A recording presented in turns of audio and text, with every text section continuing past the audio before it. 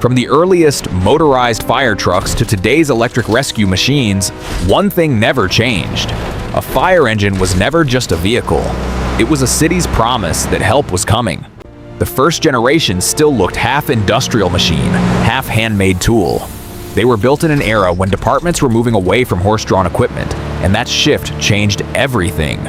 Fire response became faster, more reliable, and far less dependent on the limits of animals, weather, and street conditions.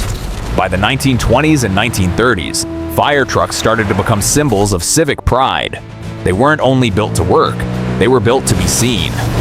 Polished metal, bold paint, brass details, and commanding presence made them look almost ceremonial. In many towns, the fire engine was one of the most respected machines on the street. Then came a major cultural shift. Safety and function started taking over style. Open cabs slowly gave way to enclosed designs, and that change said a lot about the time.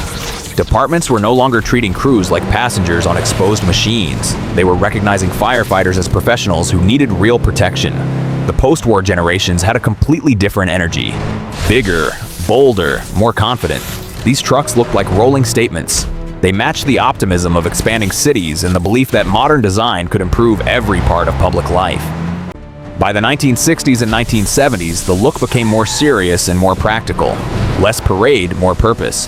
Fire engines turned into highly specialized tools, shaped by dense traffic, taller buildings, and more demanding urban response. The 1980s and 1990s pushed that even further. Departments wanted rigs that looked purpose-built, not adapted. The trucks became larger, more enclosed, more unified in design, and visually more authoritative. They stopped looking like modified machines and started looking like dedicated emergency platforms.